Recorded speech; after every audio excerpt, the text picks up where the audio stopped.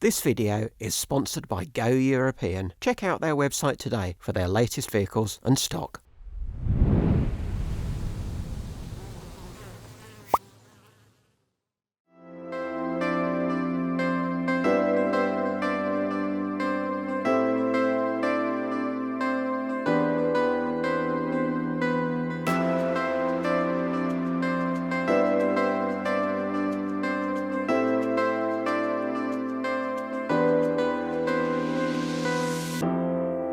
Hello, I'm Peter Vaughan, and today I'm at Camper UK's leisure park with Carthago's new generation C-line.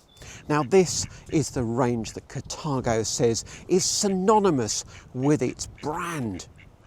The C-line is also the most changed range in the whole Carthago lineup for the 2026 model year.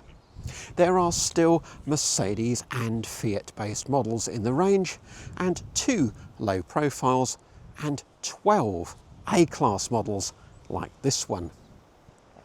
Lengths range from 7.34 up to 8.78 metres, and their gross vehicle weights are 4.2 tonnes up to 5.5 tonnes, so whichever model you choose, you will need a C1 category driving licence. This particular one is a C-line I 4.9 LEL.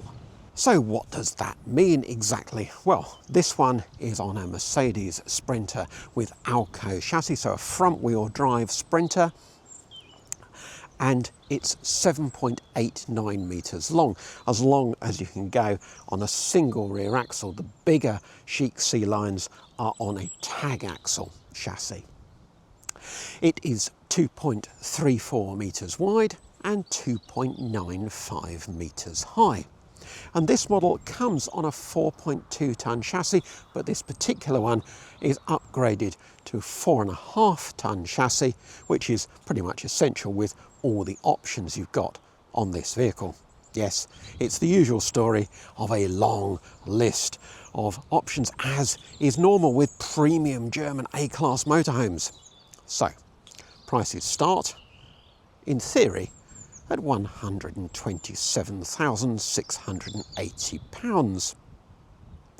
The UK spec actually starts at just over £140,000, but this one, as you see it here, £177,215.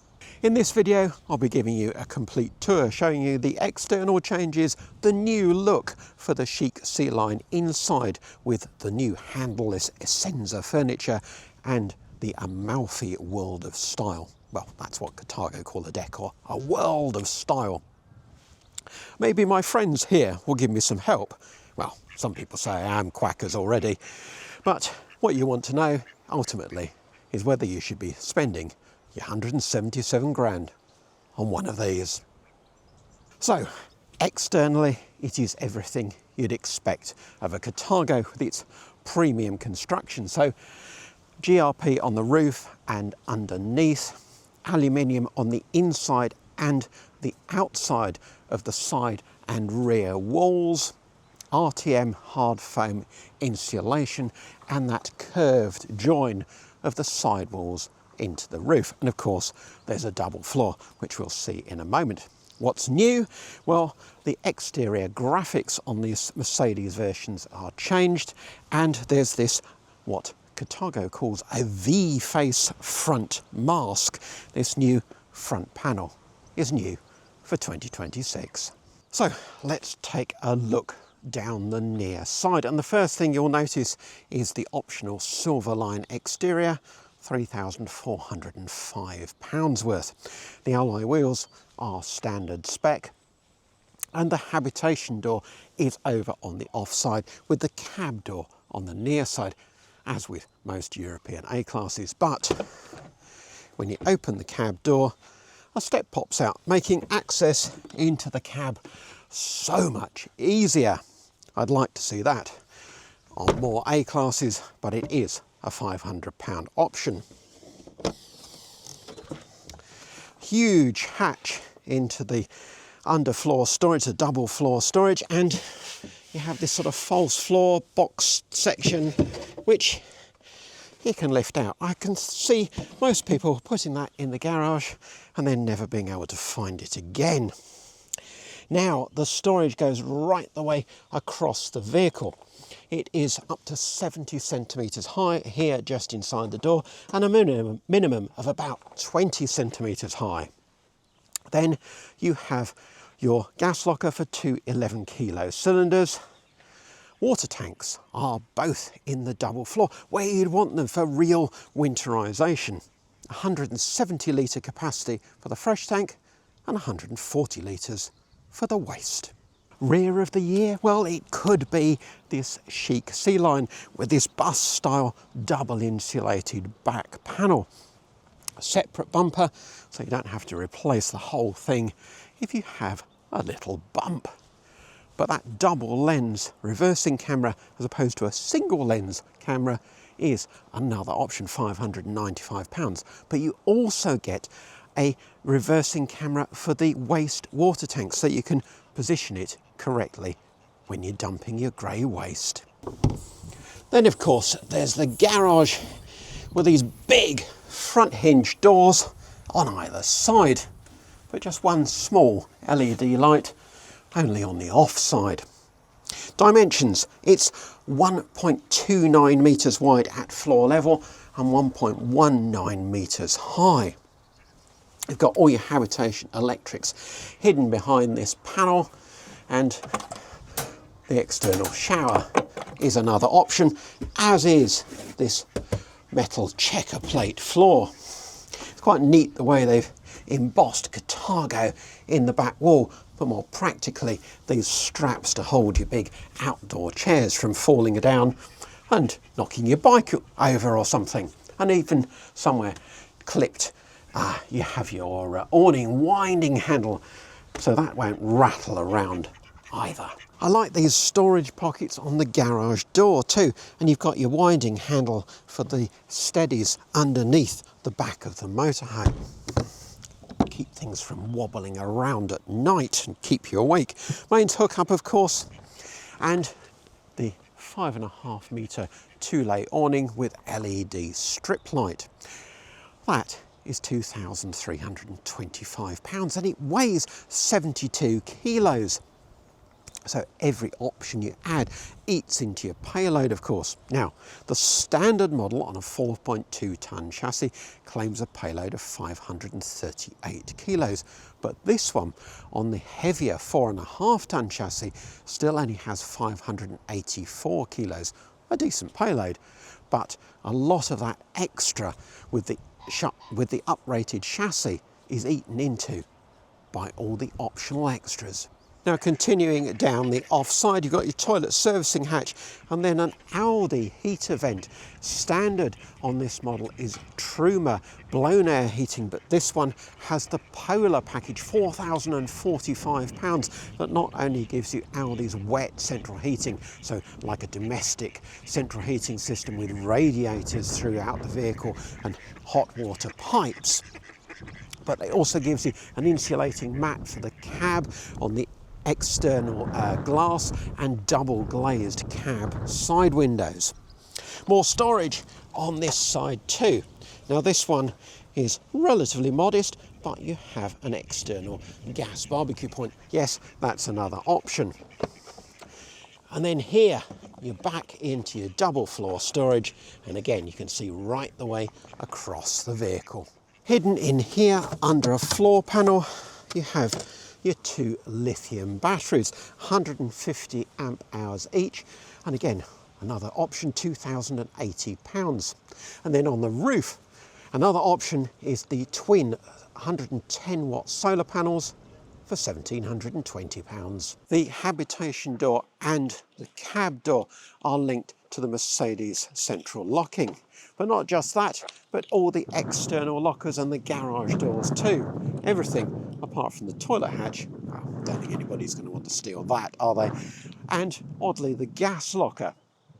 And then if we have a look under the bonnet and release the catch, you've got your AdBlue accessible there and your windscreen washer fluid here. And the rest of it is a bit buried. So no big surprises if you're into premium German motorhomes, or if you've watched my previous reviews of many Carthagos, including recently a liner for two. Now let's go and look inside and see that new interior. So it's a typical Carthago front lounge with a lot of the features that we're used to seeing. The pull-out shoe rack under the L settee and that deep double floor storage just as you come in the entrance, which also houses conveniently the waste drain tap.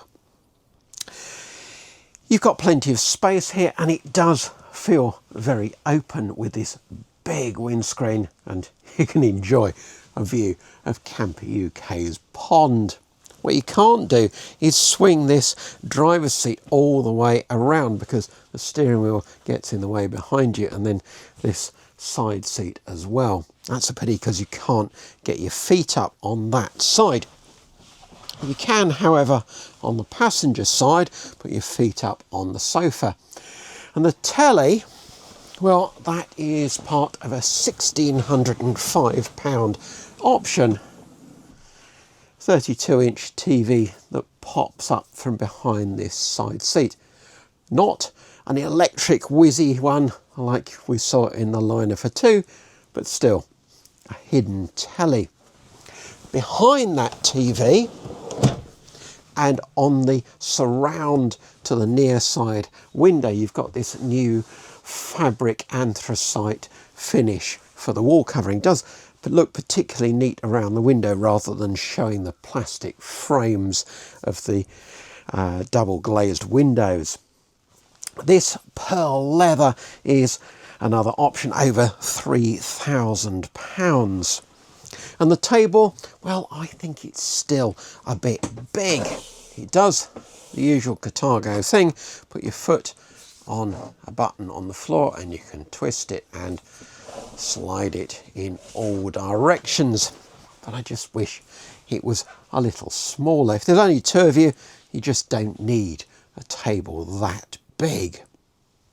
One thing they have changed is they've narrowed the forward-facing part of the L settee to give you a wider walk-through into the back of the motorhome, although you can still specify the wider seat if you prefer.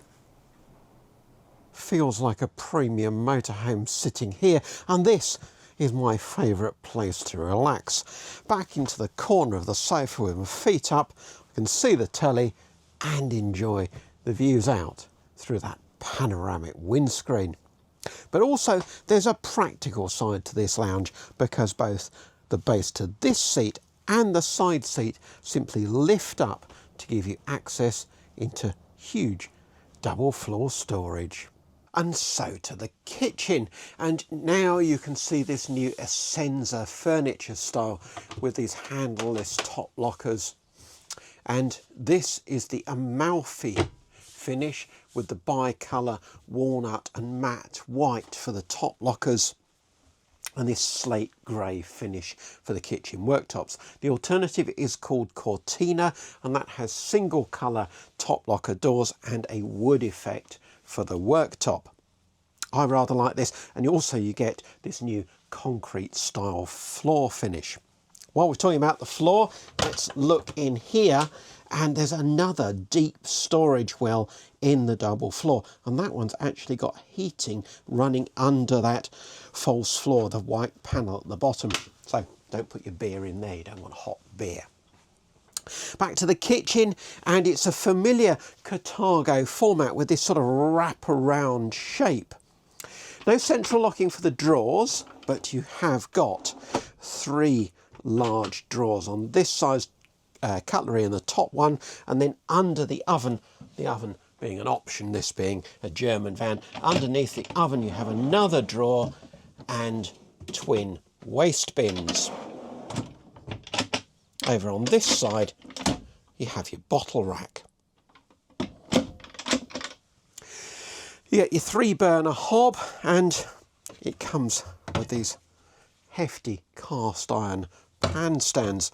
Always wonder about that, even in a 4.5 ton vehicle, it seems a little unnecessary. But one thing I really do like, again, I've seen it many times before in Carthago, is the way or a bit over half the sink lid lifts off and becomes a bit of extra shelf, and it's got a drip tray in it as well.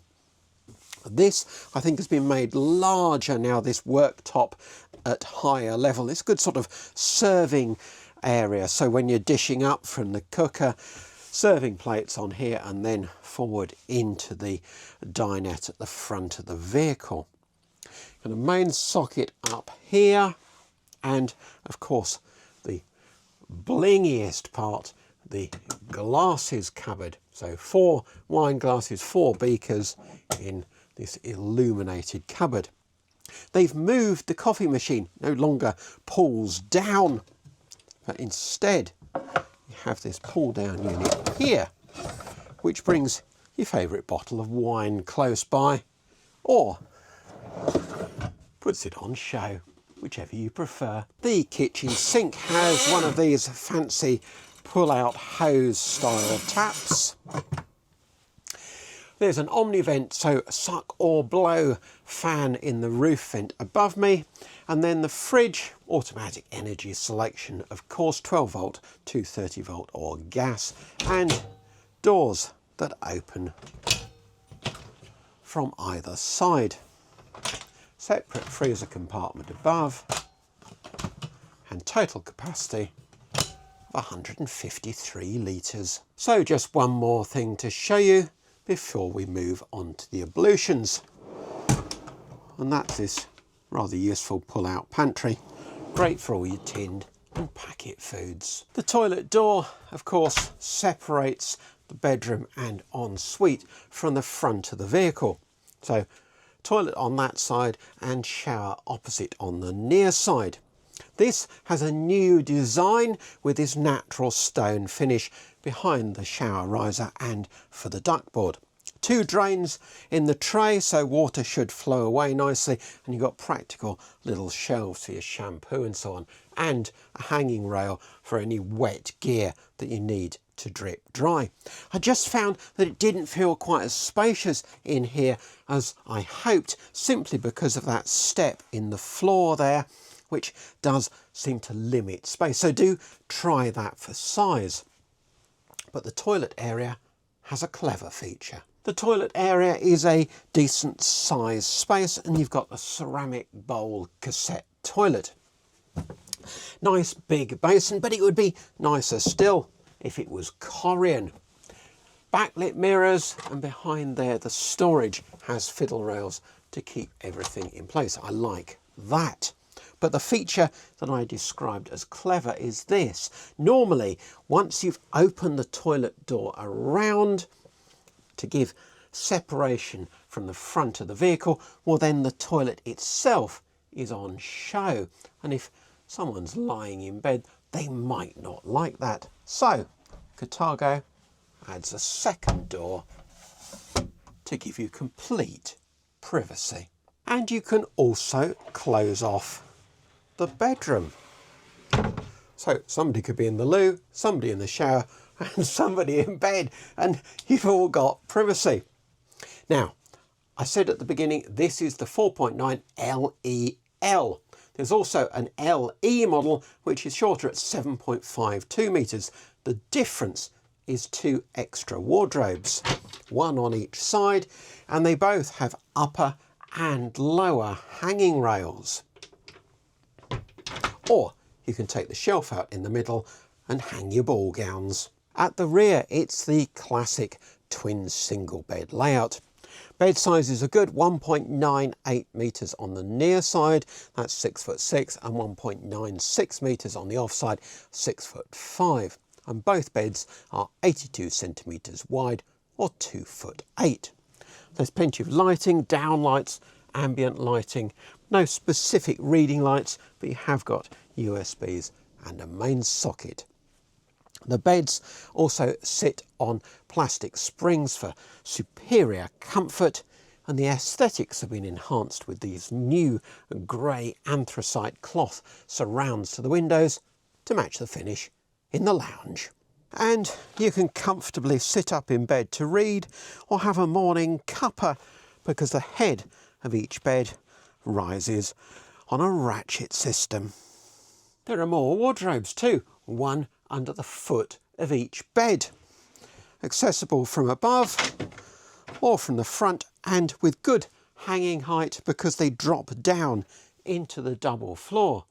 With 4 wardrobes, you really can pack for every occasion. And if single beds don't feel very romantic, slide the steps forward, slot in an extra cushion, and that middle part of the bed is extended from 1.11 metres long to 1.55 metres. And now you've got practically a king-size bed, just with this little recess in the middle. And another feature in this rear bedroom is the telly. Now, we're used to seeing second TVs in bedrooms, and yes, of course, it's another option, but this one is concealed away.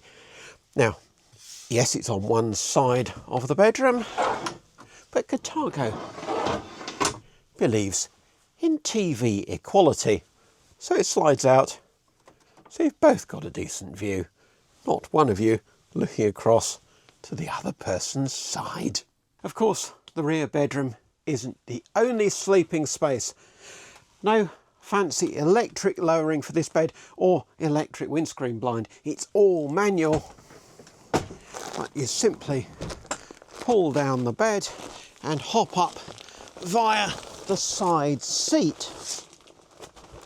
And then up here, you have a double bed, 1.94 metres long by 1.53 metres wide.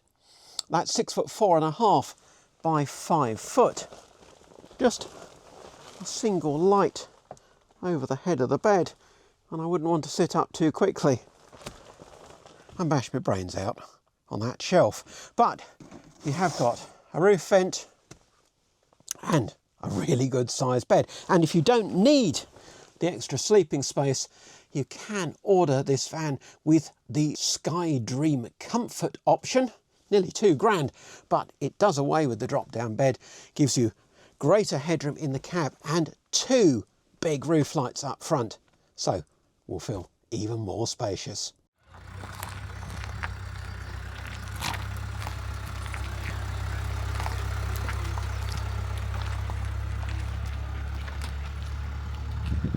So, driving this big Carthago.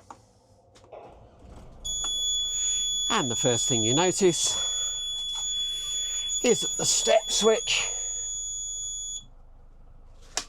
is on the wrong side because, well, of course, it was designed for left-hand drive.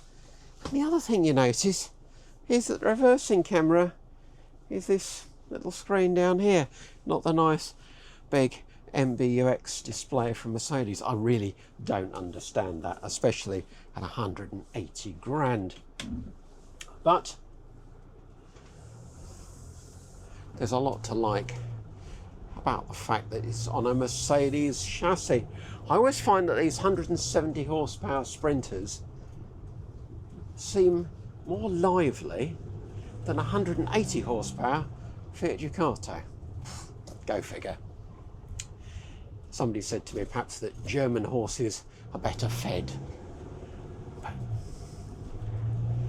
Let's go for a little drive. Now, I won't go far because it's a brand new stock vehicle from Camper UK, but we'll go far enough to get a good feel of what it's like.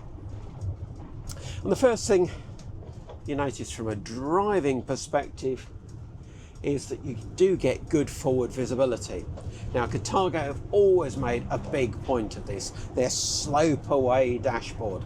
So you see the road closer to the front of the vehicle, makes it easier to judge, much better driver visibility. But that said, this is one area where the Fiat version of this exact van is better than the Mercedes, because you can see closer to the front of the vehicle with the Fiat version I think it's simply the design of the front of the vehicle before it's converted, and therefore they can put a greater slope on the dashboard on the Fiat version.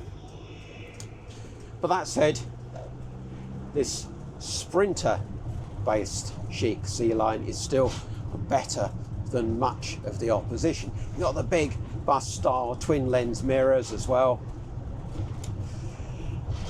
Of course, you've got all the things that we like about the Mercedes-Benz. It's smooth, it's a good ride, and although there are rattles from the living area, some conversion noise, it's not as bad as the Liner for 2 that I drove a little while ago, and I can only put that down to the fact that the Merc suspension is a bit softer than the Fiat's. It's a better ride, and that makes a difference. What else can I tell you? Well, I absolutely love these seats.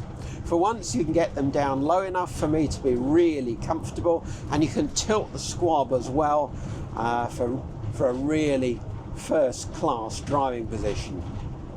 And the armrests no longer have those twirly knobs to adjust the height of the height and angle of the armrest. You've now just got a simple press and lift. So that's a big improvement too. It's, for something so big, it's an easy vehicle to drive. Perhaps not when you're manoeuvring in a tight space, but most of the time it feels quite easy to judge. Other features, well, let's have a look at the windscreen wipers, shall we? It's always the A-class test, and yeah, no problem there. Yeah, there's a tiny band on the driver's side between the wiper and the A-pillar, but you couldn't expect any better than that. And the washer jets do a really good job on the wipers as well. Of course, you've got the digital air conditioning and all the modern driver safety aids. I can feel it pulling me away from the white line once or twice. Stability seems very good, and the ride quality, as I say, is noticeably better than with the Fiat. So I've enjoyed my little drive in this Chic C-line. Just time now for me to remind you, please subscribe to the channel, and of course time to sum up on this new generation Carthago Chic C-line I 4.9 LEL. Is it worth your 177 grand? Well, if you're an existing Carthago owner, this new look certainly gives you a reason to change. And if you've looked at Carthagos before and been put off by the more classical interior design, again, it gives you a reason to look again. There's a lot to like in this van. Very comfortable lounge, well-planned kitchen, that spacious washing and changing area, and of course those single beds that you can actually sit up in. But what should Carthago look at for the next refresh on this model? Well, maybe some Corian for the worktops in the kitchen and the washroom.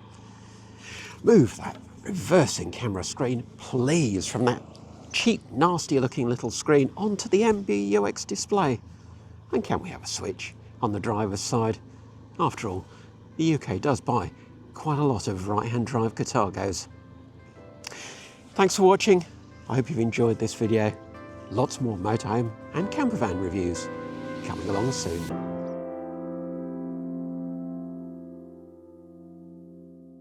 This video is sponsored by Go European. Check out their website today for their latest vehicles and stock.